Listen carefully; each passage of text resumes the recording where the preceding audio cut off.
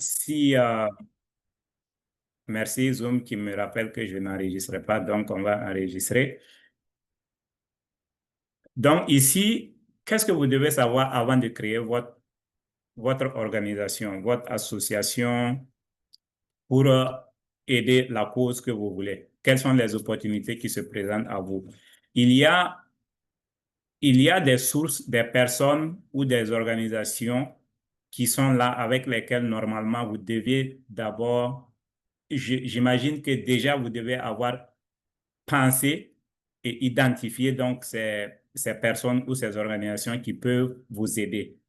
Donc, et la personne généralement avec qui vous pouvez vous connecter, la plupart des organisations se connectent avec, vous avez des personnes au niveau local, ça peut être le plus riche de votre village, qui décident donc de venir en appui à certaines initiatives.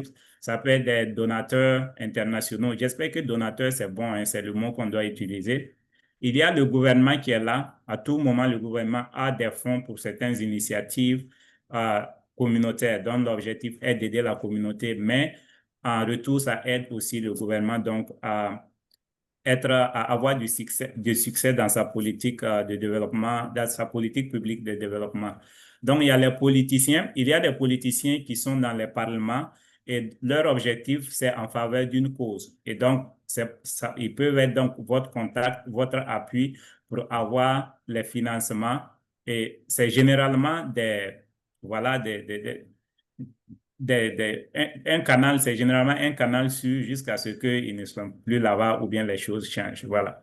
Donc, les corporations qui très généralement recherchent de la crédibilité vont vouloir s'associer à certaines organisations à but non lucratif au niveau local, régional et souvent national pour avoir de l'impact et voilà se faire plus voir aux yeux du public. La cotisation des membres également et beaucoup d'associations s'appuient sur ça. Et ici, il faut vraiment s'assurer que que vos membres seront capables de donner quelque chose de consistant sur le long terme. Donc, la fondation, très généralement, une des façons d'avoir des organisations à but non lucratif qui ont du succès, c'est à travers les fondations. Une famille riche, vous venez d'une famille riche, la richesse, c'est à plusieurs niveaux, c'est pas seulement l'argent. Vous voyez comment vous pouvez donc, si en tant que famille, vous avez une cause que vous voulez, à laquelle vous voulez vous attaquer, vous pouvez, vous, en tant que membre de cette famille, donc, vous appuyer sur ces ressources que la famille décide ensemble de mettre donc à la disposition de votre organisation pour cette cause. Il y a très généralement ce qui est plus répandu et le plus fréquent, c'est les gens qui se mettent ensemble pour un objectif commun et parce qu'ils ont une mission commune, soit pour leur communauté à la base. Donc voilà, et là, c'est vraiment la mission qui vous tire, mais en même temps, ça vous motive à aller jusqu'au bout pour trouver les ressources. Donc, cela veut dire que les ressources viennent de vous-même et de votre communauté. Donc, avant, et ce que j'ai partagé aussi la semaine passée, c'est de savoir qui vous êtes. Bon, who you are, c'est qui vous êtes et qui vous fait confiance. Est-ce que vous êtes un leader qui est connu? Est-ce que vous êtes un politicien? Si vous êtes un leader de la société civile qui est connu, quand vous mettez en place une organisation à but non lucratif, vous êtes déjà connu, donc il y a une certaine crédibilité. La même chose que les politiciens qui sont pour une cause. Donc, il y a des politiciens qui, donc, si eux-mêmes, ils ne peuvent pas mettre en place l'organisation, ils vont s'appuyer sur certaines personnes qui peuvent le faire. Est-ce que vous êtes un leader religieux? Il y a une erreur ici, je m'en excuse. Est-ce que vous êtes un businessman à succès? Il y en a aussi qui veulent s'attaquer des riches, comme les Idrissa Nassa, les Dangote, qui peuvent décider donc de s'attaquer à une cause et les autres personnes vont mettre de l'argent dedans. Est-ce que vous êtes cette personne? Est-ce que vous êtes un leader communautaire? Vous êtes genre une star ou bien un influenceur? Il y en a qui sont connus et ça facilite la communication et cela, ça fait que ils sont prisés par les organisations qui ont de l'argent pour investir dans les communautés. Donc, on va passer par ces personnes-là. Et la plupart du temps, est-ce que vous êtes cette personne? Et la raison que je dis ça, ça ne veut pas dire que vous devez être cette personne, mais ça veut dire que vous devez vous connaître et savoir où vous êtes placé.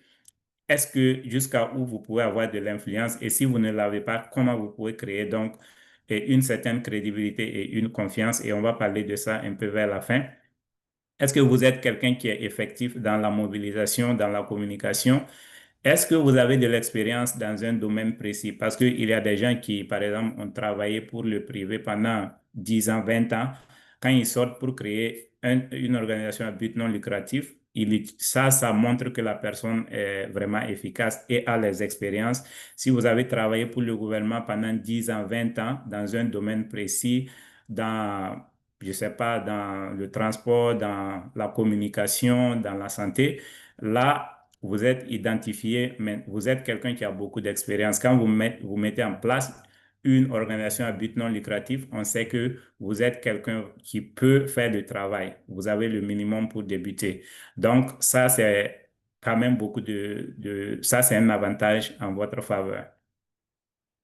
Alors, mais il y a les défis, on ne va pas passer beaucoup de temps là-dessus. De plus en plus, les organisations donnent moins et surtout avec les crises économiques souvent, l'inflation, ça fait que les corporations donnent de plus en plus, de moins en moins d'argent aux organisations à but non lucratif. Et aussi, ils ont les riches, je dois dire, ou les personnes de façon générale et les corporations ont de plus en plus tendance à prioriser. Donc, ils vont se focaliser sur une cause. Avant, les organisations pouvaient être une organisation qui a 500 000 peut dire, je vais donner à 5 organisations à but non lucratif pour aider leur communauté. Mais de plus en plus, on voit que les organisations préfèrent dire, moi, je donne tous les 500 000 là à une seule organisation parce que c'est là-bas que je vais avoir de l'impact. Donc, il y a ça qui est un défi pour certaines organisations qui n'ont pas de but vraiment spécifique.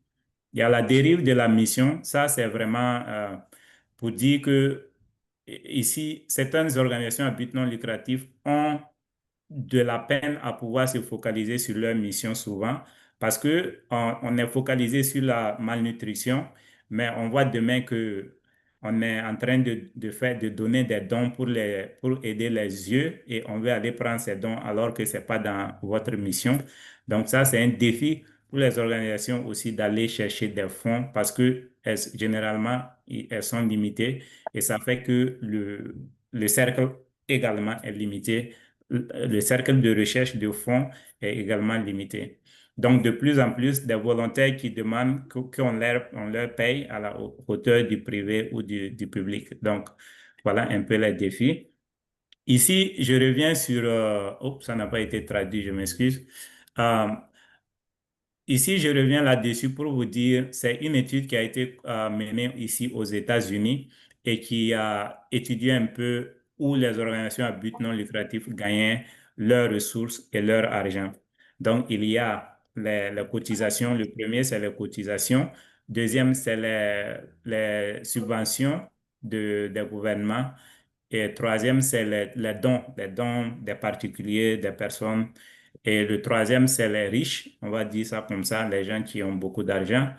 Et ici, le, ça, c'est quand vous avez une organisation à but non lucratif, mais vous menez des activités qui vous apportent de l'argent. Donc, il y a des organisations, effectivement, qui arrivent à fonctionner sur cette base. Mais aussi, il y a ces grandes organisations telles que les universités. Je ne sais pas si vous le savez. Les grandes universités de ce monde sont des organisations à but non lucratif, mais elles ont de l'argent qu'elles mettent donc dans les banques et l'intérêt que ces organisations ont de ces investissements constitue donc de l'argent qu'ils mettent à la disposition des organisations à but non lucratif. Et ça, c'est vraiment très important. Les fonds qu'ils ont à ce niveau, c'est très important parce que ça peut leur permettre de financer même des organisations sur 100 ans. Donc, ils ont beaucoup d'argent là-bas. Les volontaires, bon, ça, ce n'est plus à parler, c'est des services que vous pouvez les services des personnes que vous utilisez, qui ne sont pas, par exemple, du cash, mais très importants. Le crowdfunding ici, c'est vraiment une façon de tirer l'argent, de prendre l'argent de certaines personnes qui adhèrent à la cause pour donc soit l'investir et avoir du profit, ou bien juste l'investir pour la cause. Donc ici, nous parlons de but non lucratif, donc on va parler aussi de la cause. Et j'avais utilisé l'exemple que la personne qui fait ça aujourd'hui très bien, c'était le président du Burkina Faso, Ibrahim Traoré, qui, si vous regardez ses initiatives, il les lance et très rapidement. Vous voyez l'engouement autour de cela et ça rejoint le point que je disais au début. Si vous êtes connu d'une certaine façon, ça facilite l'entrée donc des ressources pour supporter votre organisation. Donc aujourd'hui, vous êtes prévenu, faites tout ce que vous pouvez pour que vous soyez connu et que vous ayez une certaine crédibilité. Alors ici, c'est très très important ce point-là. Donc, je suis toujours sur la recherche qui a été menée et où est-ce que d'où viennent les ressources? Les organisations à but non lucratif dépendent de quel type de ressources? Maintenant, on classe ça par domaine. Donc, si vous prenez les organisations qui sont dans les arts, la culture et l'humanité, l'humanitaire, on va dire, je prends un exemple sur les dons, les contributions privées. Ça, c'est la contribution des organisations du secteur privé. Ça peut être les riches de façon individuelle. Donc, et 43% des organisations à but non lucratif dans le domaine des arts, des cultures et de l'humanité euh, viennent donc de ces personnes-là, du privé. Ici, ça a été mené aux États-Unis, mais ce n'est pas la même chose partout. Mais je vous donne l'exemple pour que vous compreniez. Donc, je vais également prendre un dernier et puis on va continuer. Si vous prenez la santé, ici, si vous prenez la santé, 53% des fonds des organisations à but non lucratif dans le domaine de la santé précisément vient des activités que ces organisations offrent. Donc, c'est pas les gens qui leur donnent de l'argent cadeau seulement. Elles-mêmes, elles ont ces activités-là qui leur permettent donc de générer 53% de leur fonctionnement, pour leur fonctionnement. OK, ça veut dire quoi? Si vous avez par exemple une organisation en place, vous pouvez donc organiser des activités et ces activités sont payantes. Et vos membres peuvent donc déjà utiliser ces activités qui peuvent leur servir au lieu que, par exemple, ils sortent pour aller et payer ailleurs pour avoir ces mêmes services. Vous pouvez motiver certaines personnes, certaines couches de votre population qui sont vraiment pour cette mission aussi également à participer à ces activités et à payer. Donc, c'est comme ça que ces organisations, au niveau de la santé, arrivent à gagner 53% de leurs fonds et à travers leurs activités. Donc, le tableau est large. On n'a pas le temps. Je cours très vite pour pouvoir donner la parole à Dr. Sommet. Et ici, je sais qu'il va revenir effectivement sur certaines choses ici. Alors, je vais partager avec vous quelques solutions et que vous pouvez... Donnez-moi une seconde.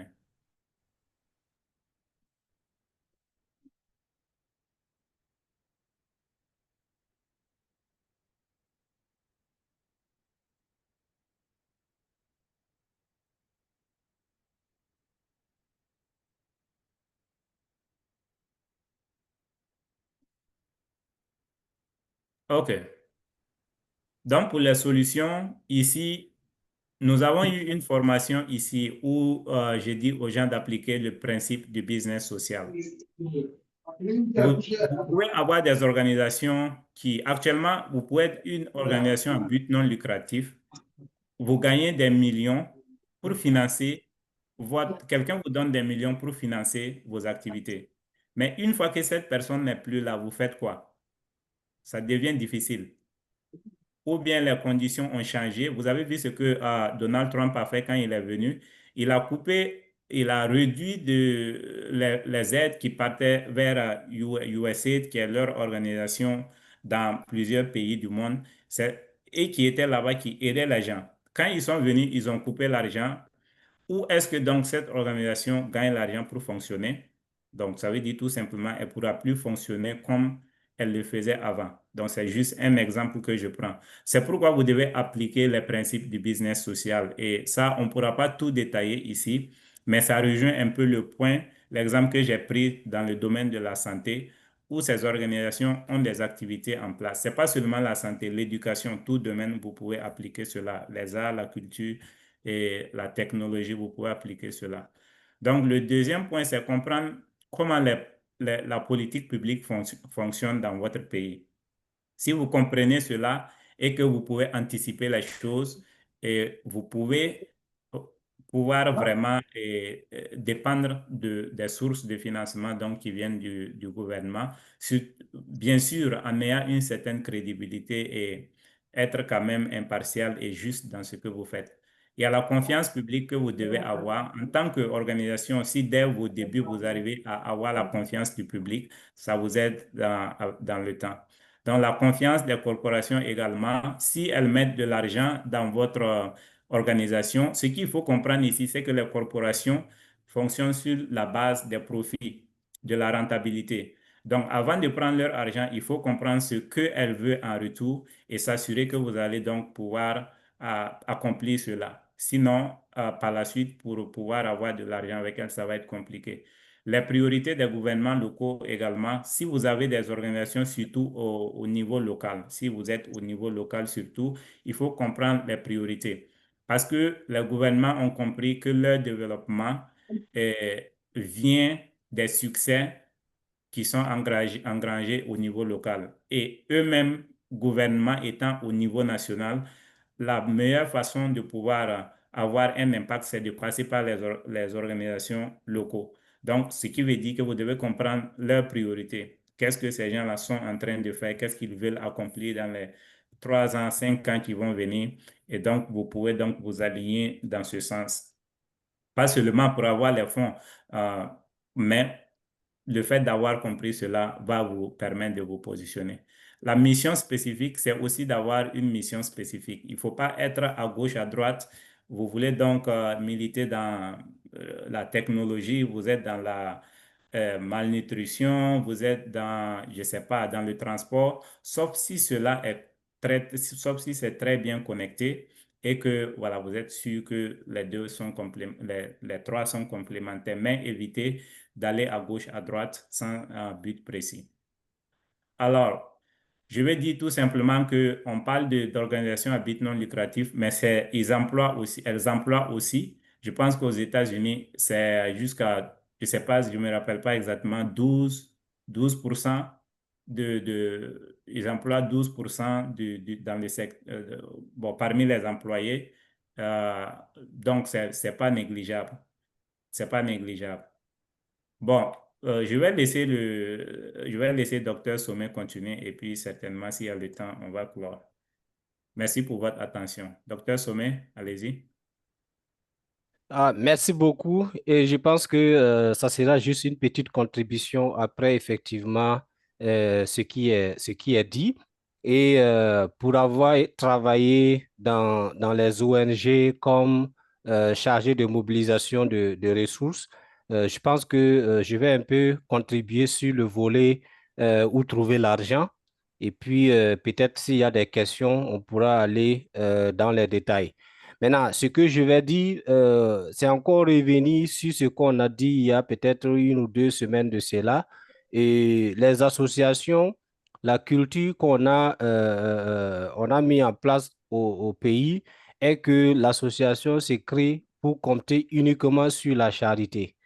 Et s'il n'y a pas de charité, la mission de l'association peut être la meilleure des missions, mais comme il n'y a pas de ressources, il y a beaucoup d'associations qui ferment et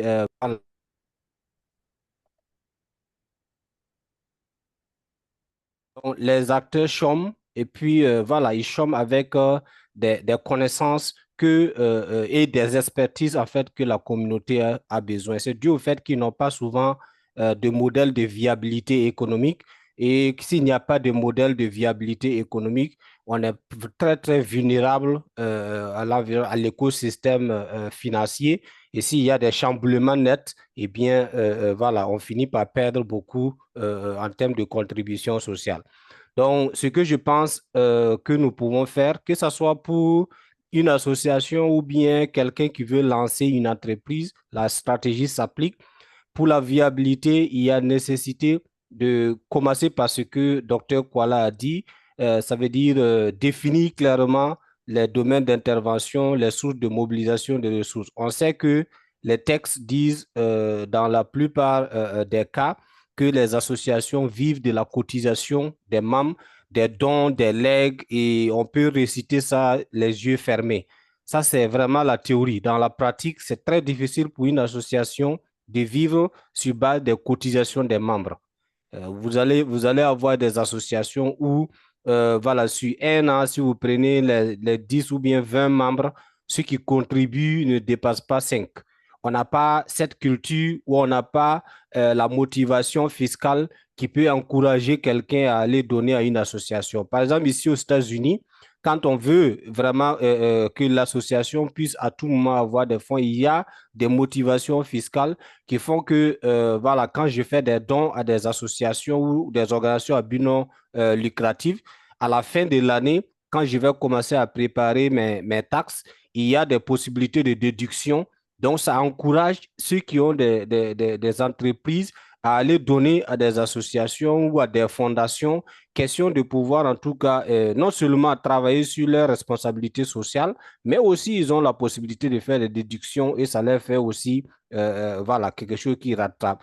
Mais au pays, il n'y a pas cette motivation. Donc, comme il n'y a pas cette motivation, on a très peu de structures qui vont aller vers des individus ou des associations pour des dons.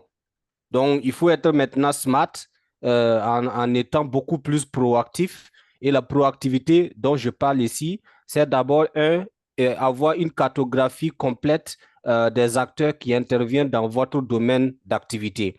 Si vous êtes une association ou une ONG qui travaille dans le domaine de l'éducation, regarde au niveau des organisations internationales, au niveau des ONG et même au niveau des entreprises, quels sont ceux-là qui interviennent dans le domaine de l'éducation? Quels sont leurs intérêts dans ce domaine? Quels sont les types d'initiatives ou les activités qu'ils soutiennent le plus? Il y a une recherche qu'il faut faire. Voilà, il y a une recherche qu'il faut faire. Il faut, par exemple, si je dois, par exemple, investir dans l'éducation, c'est sûr, je vais commencer par faire recherche Google sur qui sont les bailleurs de fonds du système éducatif au Burkina Faso. Qui sont les acteurs qui interviennent le plus dans le domaine de l'éducation en Côte d'Ivoire ou bien en RDC ou un truc comme ça. Et à travers ça, je vais voir que il y a telle organisation qui a participé à des lancements de telles initiatives, lancement de... Voilà, donc je recense toutes ces organisations et je vais maintenant sur leur site web pour voir qu'est-ce qu'ils ont dit dans leur stratégie, quelles sont les activités qui les intéressent. Et donc, je fais vraiment une liste, ce qu'on appelle une bibliographie annotée des structures qui interviennent dans mon domaine et je planifie maintenant un plan de plaidoyer qui consiste à programmer une visite de chacune de ces structures pour leur présenter ce que je fais et comment ce que je fais peut contribuer à leur mission. Voilà, donc je présente et pour le début, vous ne pouvez pas demander immédiatement de fonds à une structure qui ne vous connaît pas. Donc, si vous établissez le contact et maintenant il y a des activités, vous les invitez juste à venir participer. À la fin, vous partagez vos rapports avec eux jusqu'à vraiment construire la confiance. Et c'est à partir de cette confiance-là qu'ils peuvent maintenant être intéressés à collaborer avec vous pour la mise en œuvre de certaines de leurs interventions. Maintenant, nous, on est habitués à regarder, on a vu sur un site web que telle structure reçoit des candidatures. On s'assoit seul sur une table, on rassemble quelque chose, on envoie et puis on attend qu'une bonne décision soit prise. C'est très rare, en tout cas, d'arriver à avoir la confiance d'un bailleur de fonds sans vraiment avoir établi enfin, un certain contact avec eux. Donc, la proactivité, la planification est très, très importante pour pouvoir en tout cas garantir la confiance donc, des bailleurs.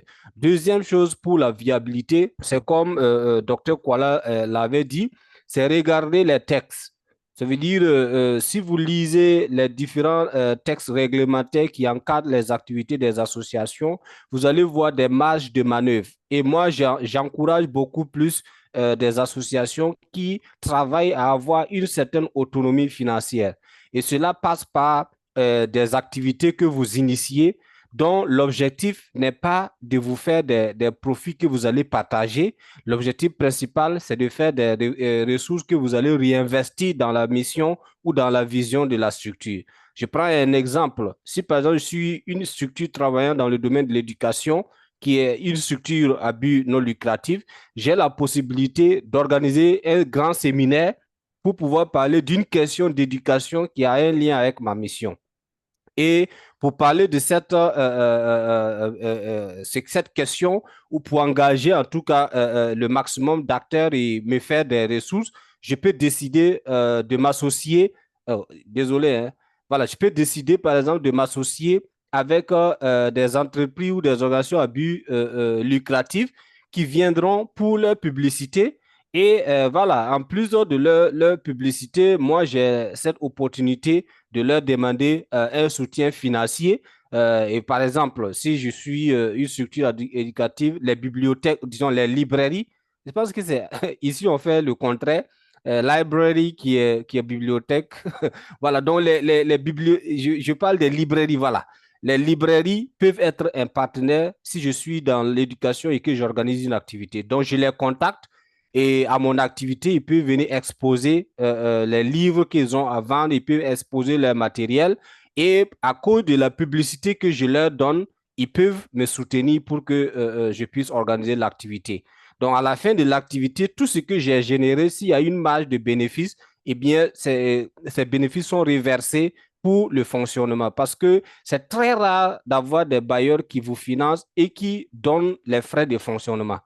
Et moi, j'ai travaillé sur plusieurs projets où le bailleur va vous dire, je finance les activités, mais les loyers de votre bureau, je ne contribue pas. Ou bien sûr, ils vont contribuer, ils vont dire, je contribue à 10% pour le loyer et le salaire des employés. Alors que, voilà, sans employé, il n'y a pas d'activité. Ou sans loyer, le bailleur vous met dehors, il n'y a pas d'activité. Donc, si vous avez vos propres initiatives qui vous permettent de générer des fonds, ça permet de continuer à payer le loyer et c'est ce qui garantit en fait la durabilité et la viabilité donc de votre mission. Je pense que ces deux-là, ça veut dire cartographie et puis voilà, des activités ou des initiatives personnelles pour, disons, une autonomie financière sont vraiment des choses qu'il faudrait tenir compte que ce soit pour une association ou bien un projet communautaire ou disons une initiative que vous entreprenez à but lucratif, il faut toujours ces phases de planification. Et encore, je vous recommande le livre de Dr. Kuala qui aborde la plupart donc, de ces éléments et comment est-ce qu'il faut les opérationnaliser.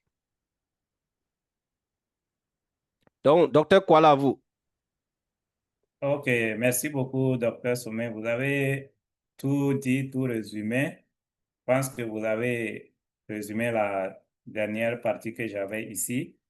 Mais je voulais signaler quelque chose. Légalement, quand vous êtes une organisation à but non lucratif, il y a plusieurs types d'organisations à but non lucratif. Il y a des limites que vous ne devez pas dépasser. J'ai dit que vous pouvez avoir vos activités qui rapportent de l'argent, mais il y a des limites. Quand vous commencez à dépasser ça, légalement, ça peut devenir un problème. Soit vous changez de statut pour votre organisation ou bien on peut vous retirer donc votre récépissé, je dois dire.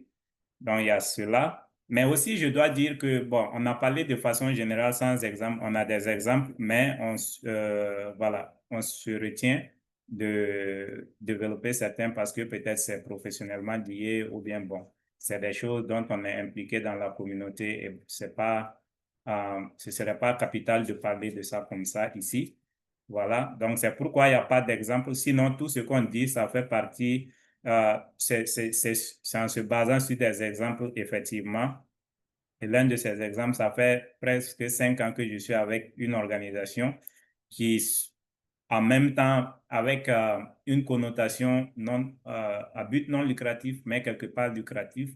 Et je suis toujours avec ça, ça fonctionne bien. Et voilà, comme je dis, c'est des choses, tant qu'on est encore engagé, on ne peut pas trop partager.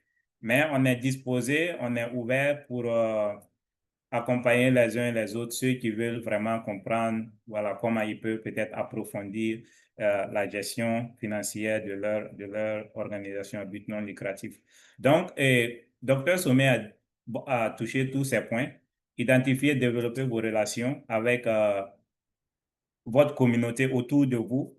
Ce que je veux dire, ne négligez aucune compagnie ou aucune personne autour de vous. Vous ne savez jamais d'où va venir donc le clic, ou est-ce qui va vous permettre de vous connecter à une certaine organisation. Donc, identifiez, développez vos relations autant que possible avec les politiciens, les religieux autant que possible.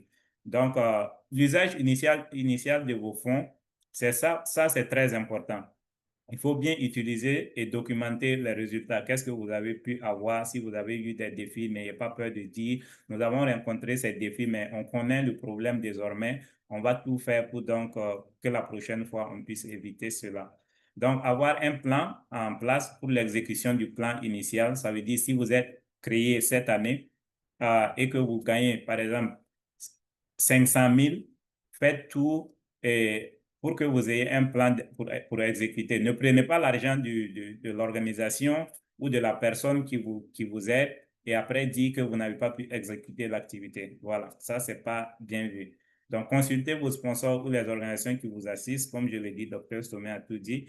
Voilà, pour demander qu'est-ce que vous demandez à l'organisation ou à vos sponsors, qu'est-ce que on peut faire mieux. Voilà ce que nous avons pu faire ensemble. On veut faire plus, mais on veut voir qu'est-ce que vous pensez allant de l'avant. Donc, vous allez avoir un bon feedback. Souvent, même si un sponsor ne veut plus s'engager, il va vous diriger vers une autre personne qui pourrait vous engager si vous faites un bon travail.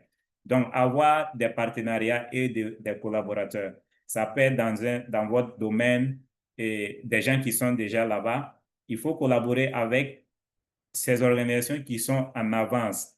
Vous leur dites qu'est-ce que nous pouvons faire en tant qu'on vient de commencer, qu'est-ce qu'on peut faire pour vous aider à atteindre votre mission. Vous parlez de la mission de la grande organisation, mais votre objectif, c'est d'apprendre et d'avoir une certaine crédibilité parce que demain, si on voit que vous êtes associé à ces gens, et on va soit vous financer ou bien ces mêmes organisations vont commencer à vous déléguer certaines tâches, certaines responsabilités puisque vous luttez pour la même cause. Donc, voilà un peu ce euh, on peut retenir. Takeaway, c'est vraiment qu'est-ce que retenir.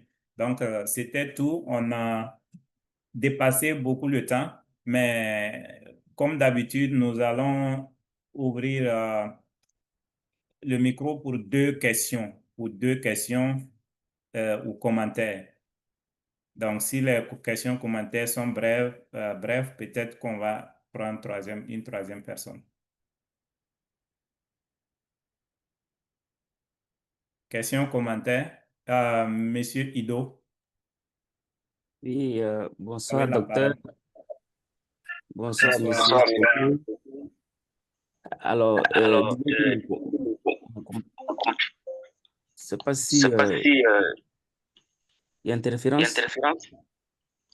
Un peu, mais je pense que ça va. D'accord. Donc, en fait, c'est que au-delà de ce que vous avez dit comme défi, il faut que au niveau de nos organisations, on n'a pas d'outils pour que ça leur permet effectivement de donner les ressources.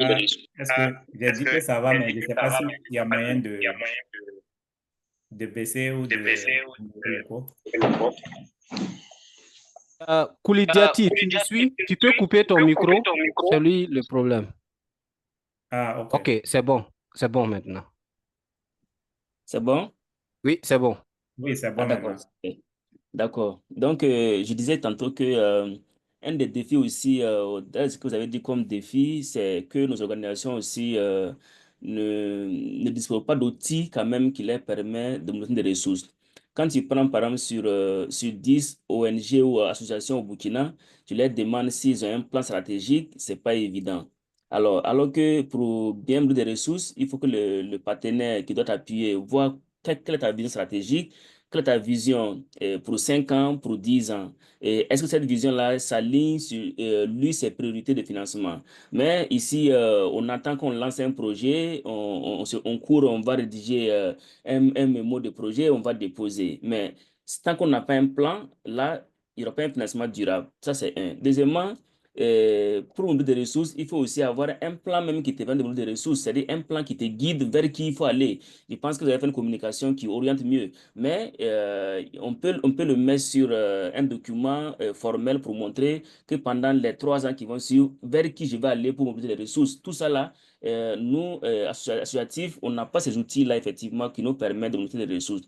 Mais il y a l'élément fondamental que vous avez souligné, docteur Kola, c'est les dérives des missions. Ça m'intéresse beaucoup parce que au Burkina, que je connais très bien, le milieu associatif, parce que je suis consultant en vie associative, vous voyez, il y a des gens qui sont créés en tant que structure, mais ils font tout à la fois. C'est-à-dire, dès qu'il y a opportunité de financement, ils courent vers là-bas. Ils oublient leur mission initiale. Alors, donc, les conséquences, ils n'ont pas d'expertise durable dans un domaine. Ils sont partout et nulle part et ils ne peuvent pas documenter ou faire un capital disponible qui peut leur permettre de vendre ailleurs. Donc, tu allez voir, ils travaillent beaucoup, mais ils ne peuvent pas capitaliser. Donc, c'est vraiment aussi quelque chose de très important, effectivement, que quand association qu'on doit prendre donc, en compte. Donc, c'est les 3 points que je voulais donc faire des commentaires. Merci. Oh, wow, ouais, ça c'est très, très, très, très capital. Merci, merci pour ce partage édifiant.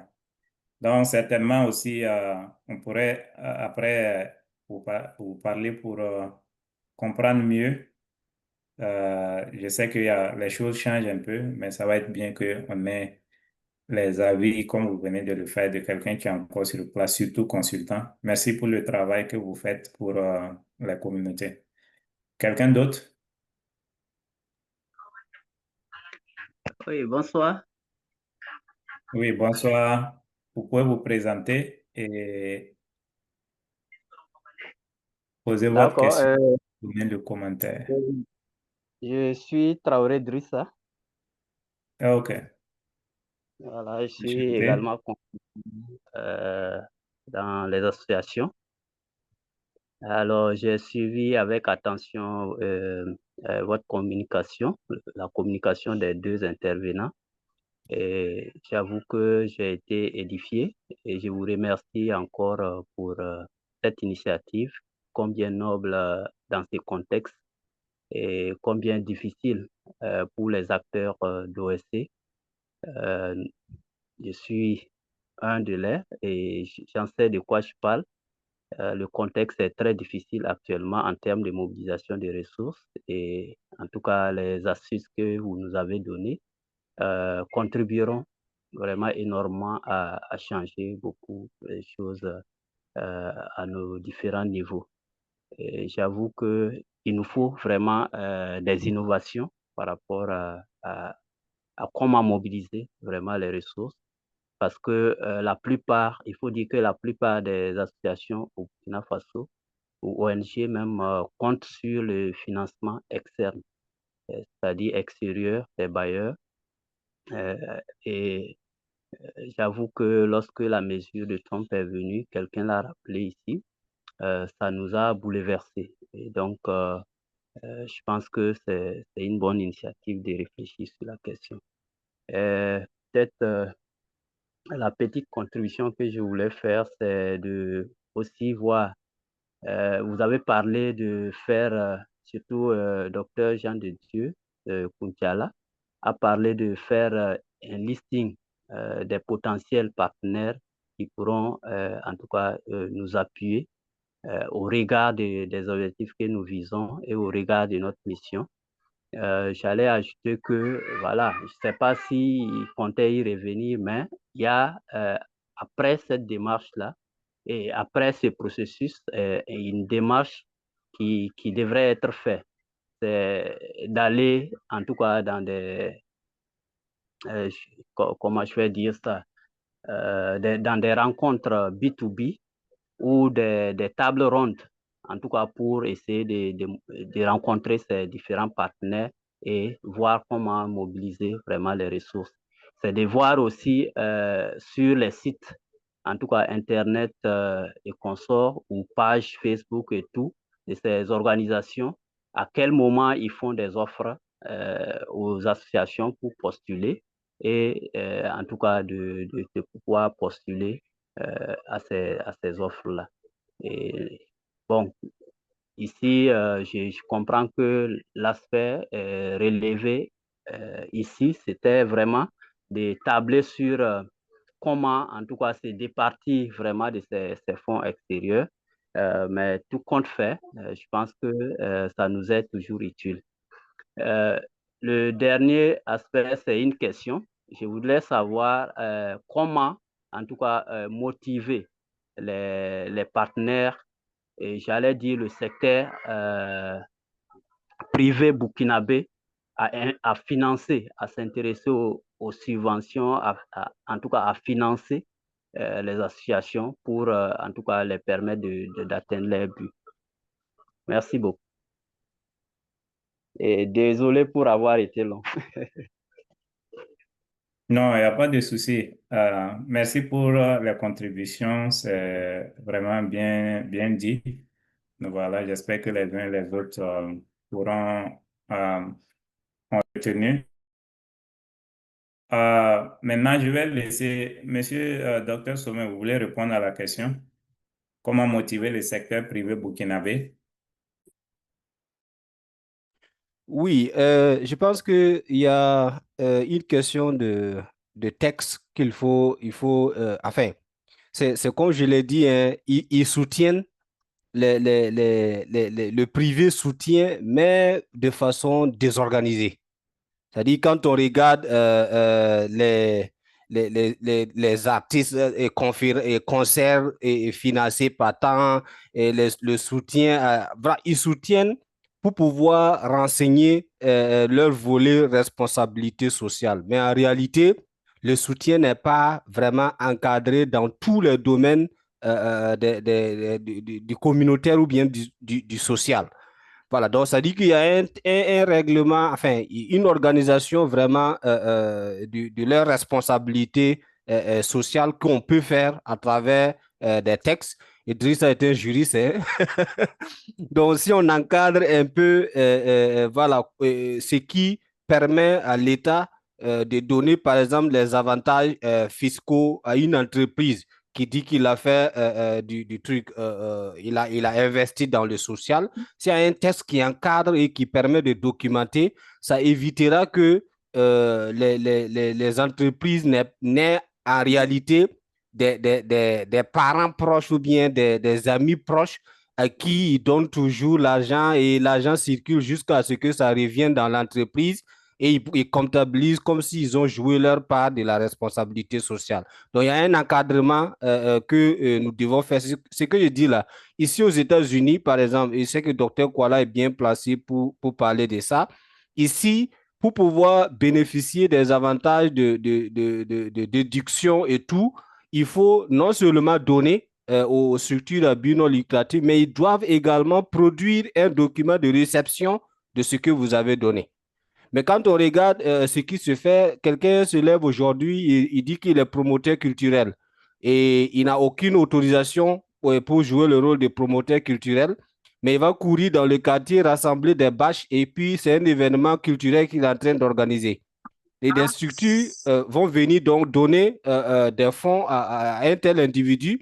Il ramasse en tant que commerçant, il part donc avec tout ce qu'il a ramassé, aucun investissement sur le social, mais l'entreprise qui a soutenu et qui a fait sa publicité comptabilise après que non, il a joué un rôle social. Donc, il y a un encadrement qu'on doit faire et c'est pour cette raison, je pense que nous devons être beaucoup plus vraiment auditifs dans cette période de transition. Tout ce qu'il y a comme ces types de magouilles, ces types de trucs, qu'on les mette à la lumière pour qu'on puisse tirer des exemples qui existent ailleurs pour pouvoir vraiment encadrer aussi le terrain. Ils font des investissements. Quand tu lis leur rapport, et tu verras qu'ils font des contributions pour le développement social. Mais le plus souvent, c'est vraiment donner avec la main droite et récupérer tout avec la main gauche. Parce qu'une structure qui vient soutenir un festival en réalité, c'est un investissement pour sa publicité. Pour la plupart du temps, c'est un investissement pour la publicité. Quand je regarde souvent, bon, on ne va pas citer le nom de certaines structures, hein, mais quand on regarde les investissements qu'ils font et que tu pars voir leur présence visuelle à l'événement, tu sais que ils profitent des rassemblements pour juste faire du marketing.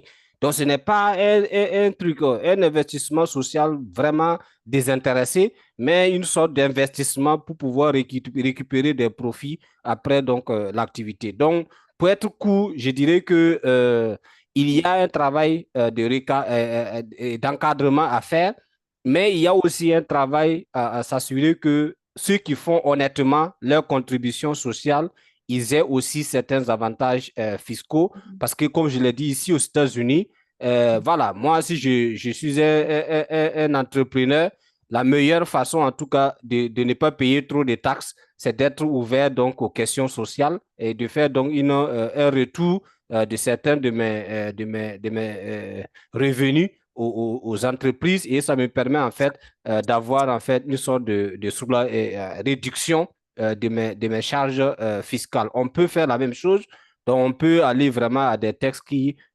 bénéficient aux citoyens lambda bénéficiaires des services sociaux, mais qui arrangent également les entreprises qui sont... right. OK.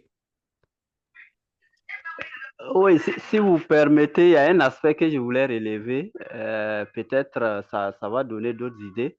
C'est le fait que aujourd'hui, on remarque que, comment on appelle ça, ces sociétés-là dont vous parliez, qui devaient en tout cas contribuer à financer les associations ou subventionner les associations, si vous voulez, c'est que ces derniers créent des fondations. Est-ce que vous voyez? Ils créent des fondations qui, en tout cas, font un peu le même travail que les associations font. Voyez-vous? Donc, ça constitue en tout cas une limite à mon sens. Mais ce que vous dites c'est la par tricherie. rapport au... Voilà. C'est ce que j'ai dit là. C'est les textes. C'est une sorte de tricherie. Ça veut dire, s'il y a des textes rigoureux et qui sont mis en œuvre là, ça évite cette tricherie-là. Ça veut dire que actuellement, ils ont eux-mêmes des associations. Ça veut dire, ils créent eux-mêmes des associations. Ils financent à travers ces associations. Ils récupèrent sur ce que les matériels et autres que ces associations ont besoin. Et ça crée un cycle où l'argent ne circule que dans le champ d'intervention de la structure. Mais s'il y a des textes vraiment qu'on milite à mettre en œuvre, là, ça pourra peut-être permettre de corriger ces sortes de tricheries-là. Mais il faut encore dire, je pense que c'est pas c'est Ido, mais c'est qui avait commenté, il faut dire que nous avons longtemps, en tout cas, oublié que le social, là, ce n'est pas s'asseoir et attendre que les gens quittent ailleurs, venir nous donner de l'argent pour qu'on travaille. Le vrai social, c'est celui qui a une vision et qui investit pour faire vivre cette vision-là. Ça veut dire qu'on ne rentre pas dans le social pour être soi-même un cas social. C'est-à-dire, voilà, moi, je peux, par exemple, investir dans l'éducation en tant que pour une contribution sociale et vivre de mon investissement dans l'éducation. Si, par exemple, je construis mon bâtiment et que mon association occupe ça comme, disons, siège, je sais que Dr Kuala pourrait encadrer, mais il y a une possibilité de louer ma maison à mon association éducative.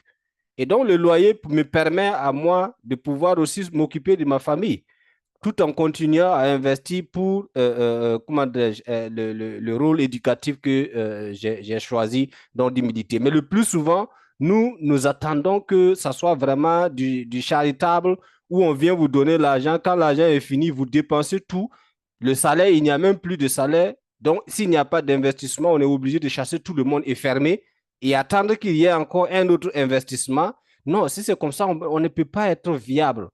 Pour être viable, là, il faut avoir soi-même ces activités de mobilisation de ressources qui permettent de payer le loyer, payer les employés. Là, s'il n'y a aucun bailleur, là, on peut toujours vivre de ce que nous... mais on ne prend pas les bénéfices partagés, on prend les bénéfices pour mettre en œuvre des activités, mais tout de même, il y a aussi des frais de fonction qu'on doit prendre en charge et également ce qu'on gagne permet de prendre en charge ces frais de fonctionnement. Euh,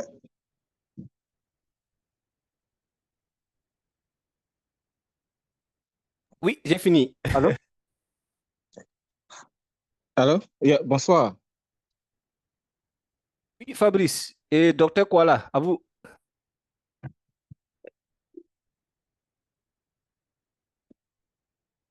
Oui, bonsoir. Ah, le docteur Kwale est parti. Yeah. Bref, moi, c'est Oh Fabrice non, Onana. désolé, j'étais en mute. Yeah. Vas-y, Fabrice. Yeah, moi, c'est Fabrice Onana. Bon, j'ai aussi un non-profit ici en Virginie. Pardon. En fait, j'ai bien suivi, mais si, quand vous regardez toutes les grandes entreprises, si elles veulent vraiment s'en sortir, il faut parfois jongler. Tout à l'heure, vous avez dit que c'est de la tricherie. C'est la vraie tricherie, mais la loi le permet. C'est justement pour ça que tout le monde le fait. Si vous voyez toutes les grandes entreprises, vous prenez Walmart ici, vous prenez Microsoft, vous prenez, bref, tout le monde. Toutes ces grandes entreprises ont toujours les fondations. C'est c'est pour ça que les riches ne payent pas les impôts. Enfin, ne payent pas comme les pauvres, quoi. Donc, c'est une tricherie qui est mise sur pied, qui est là, mais qui n'est pas sanctionnée par la loi, quoi. Tant que tu n'affrontes pas la loi, tu es dans les règles, quoi. À une certaine époque, j'avais rencontré un ancien cadre de la Banque mondiale, ancien communicateur de la Banque mondiale en Cameroun aussi, M. Eric Tingé, un journaliste. Il m'avait fait comprendre, il m'avait dit ceci, il y a tellement d'argent à la Banque mondiale et au FMI. Cet argent est prévu pour l'Afrique, pour des projets. Mais ce que les gens ont constaté, c'est que les Africains ne mettent pas sur pied des projets fiables. Ce qui fait qu'en fin d'année, l'argent des donateurs repart dans leur compte. Et ça n'encourage pas, quoi. Ça n'encourage vraiment pas. Donc, les ONG, c'est ça, si vous avez remarqué, la plupart des associations ONG africaines, comment dire, s'accrochent toujours sur les ONG européennes, quoi. Parce que les ONG européennes, américaines, elles savent, je vais dire terre à terre, demander de l'argent aux, aux donateurs, quoi. Mais quand cet argent va au niveau de la Banque mondiale, quand les Africains soumettent des projets, 80% des projets sont rejetés parce ils ne sont pas bien structurés, ils ne sont pas fiables et parfois quand ils financent, le retour n'est pas ce qu'ils attendent, quoi. Ce qui cause souvent le grand frein. Bon, maintenant, étant donné que USAID, les activités ont été arrêtées, c'était aussi un grand financeur des ONG. Donc maintenant, il faut chercher comment trouver l'argent ailleurs, quoi. Comment trouver l'argent ailleurs. Et ce que j'ai aussi remarqué, la plupart des entreprises africaines n'aiment pas faire dans le social, en tout cas.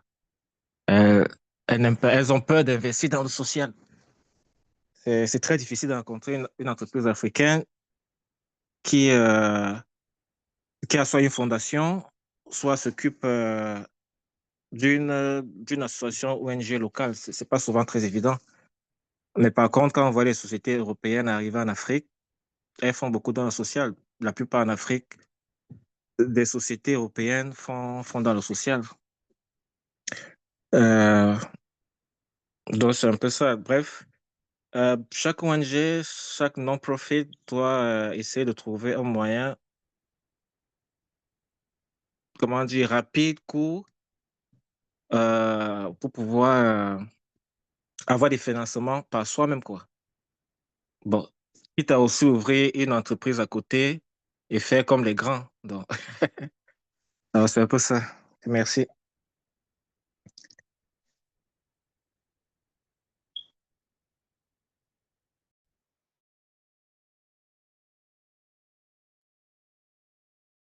Docteur Kuala, ton micro est fermé. Oui, désolé, hein. Je disais merci, on a eu une autre perspective, mais pour les fondations, bon, quand on parle de non-profit aux États-Unis, ici, il y a plein de sous-catégories. Pour ce qui concerne les fondations, c'est de la... Quelque part, la loi ne permet pas de créer une fondation et après bénéficier de cette fondation en retour. Juste créer la fondation vous pouvez vous pouvez bénéficier des déductions des taxes, mais vous ne pouvez pas créer ça pour que l'argent revienne dans vos poches.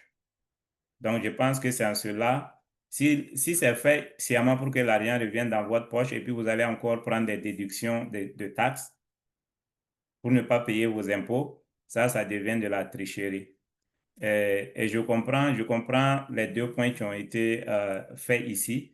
Légalement, ce n'est pas permis de créer une fondation juste pour que l'argent rentre dans sa poche. Par contre, le gouvernement va encourager la création de fondations et pour donner.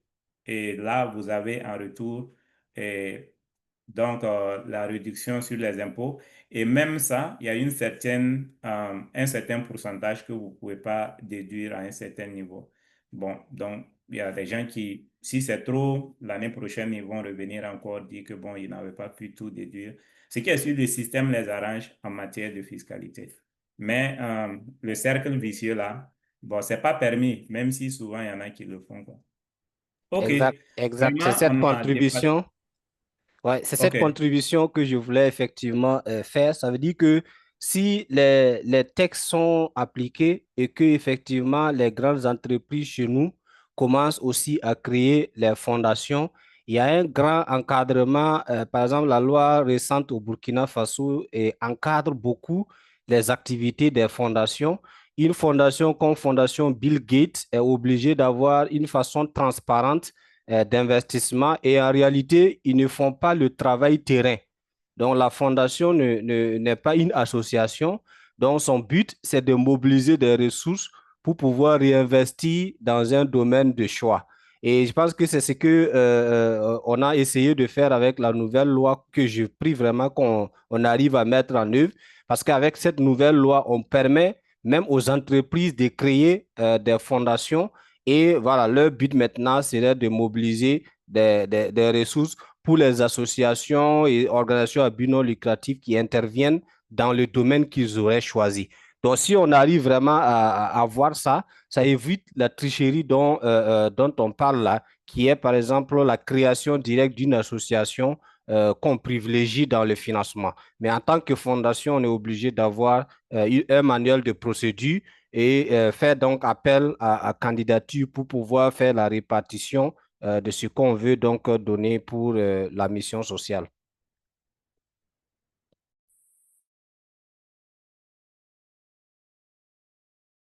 Vous êtes muté.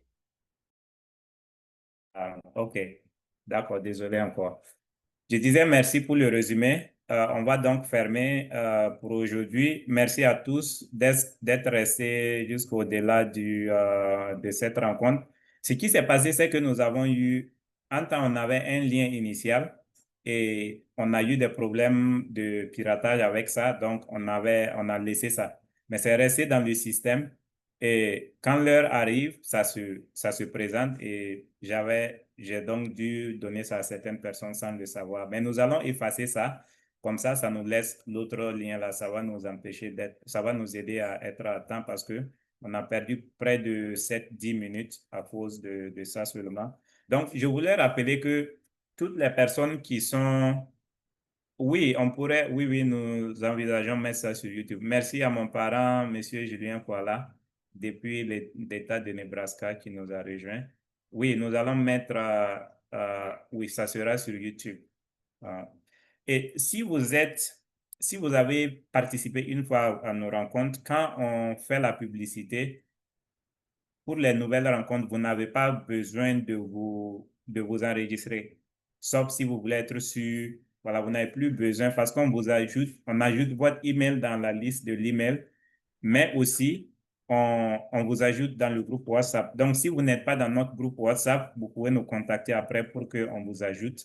Et comme ça va être très simple. Bon, on n'a pas, si vous voulez, chaque fois vous enregistrer, il n'y a pas de problème.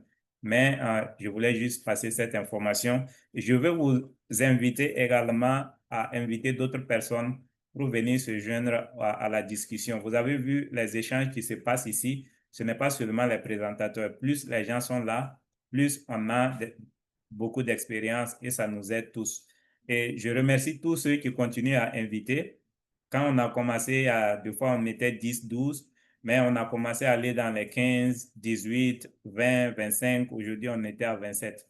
Donc, merci encore pour la mobilisation et surtout pour votre fidélité donc, à ce programme, à ces sessions. Donc, on va vous retrouver donc la semaine prochaine pour une autre session. Merci beaucoup. Que Dieu vous protège, que Dieu vous bénisse de là où vous êtes. Bonne nuit et bonne soirée ou bonne journée. Bye bye.